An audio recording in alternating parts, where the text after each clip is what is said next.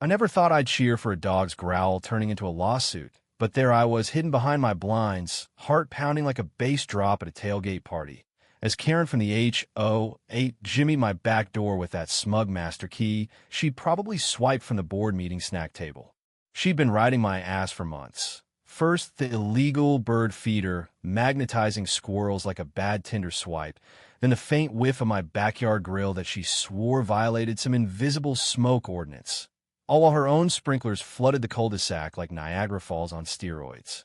But that morning, she crossed the line, bursting and uninvited, clipboard in hand, ready to slap a fine on my fridge for non-compliant magnets, and I hit record on my Ring cam before whispering, "Attack mode, boy, show her what real enforcement looks like." It started innocently enough, or as innocent as suburbia gets in this overpriced slice of Phoenix heaven.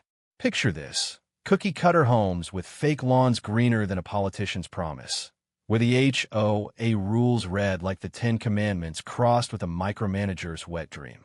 I'm Jake, 35, divorced dad of one, grinding as a remote IT guy who just wanted to plant tomatoes without a permit hearing. Karen, blonde bob, perpetual pearl necklace, the kind of woman who CCs the entire neighborhood on emails about your recycling bin placement, was the self-appointed sheriff.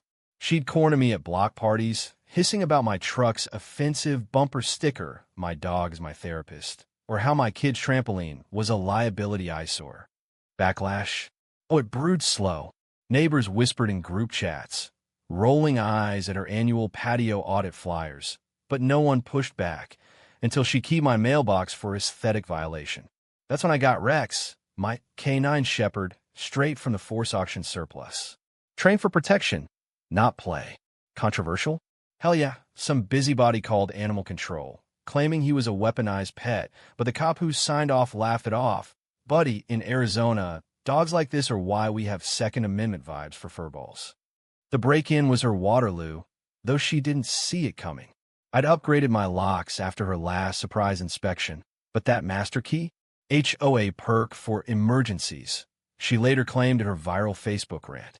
I watched on my phone from the garage, coffee going cold, as she tiptoed through my kitchen like she owned the joint, snapping pics of my half-eaten pizza box. Food waste infraction, muttering about standards slipping. Rex was in the laundry room, door cracked just enough, his low rumble building like thunder over the Super Bowl. I could have yelled, but nah, this was poetic. "Sick'em," I mouthed through the app speaker, and out he bolted, a 90-pound blur of controlled fury, herding her straight into the living room wall with a bark that shattered the morning quiet. No blood, no maul, just pinned, clipboard clattering, her designer flats kicking air as she shrieked. "This is assault.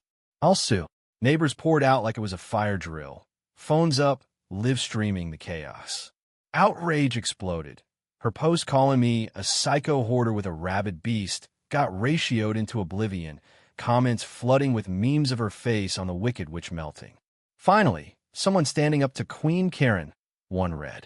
Backlash hit her like a heat wave. Board meeting turned circus, petitions to boot her off circulating faster than Black Friday deals. But here's the bitter twist, the part that still twists my gut at 2 a.m. She didn't crumble clean.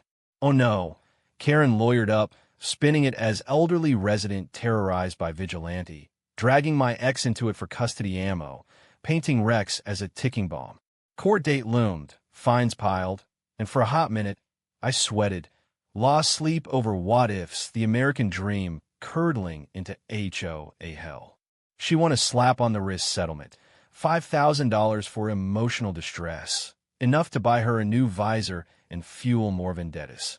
Rex? Cleared, but muzzled in public now, tail wagging less bright. Me?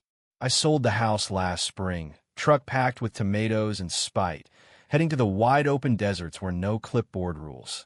Karen's still there, reigning over her fiefdom, but the neighborhood chats got her on mute. Silent treatment sweeter than any bite. Revenge? It bites back, man. In the end, you think you've won the block, but suburbia's just a bigger cage, and the real monsters were pearls.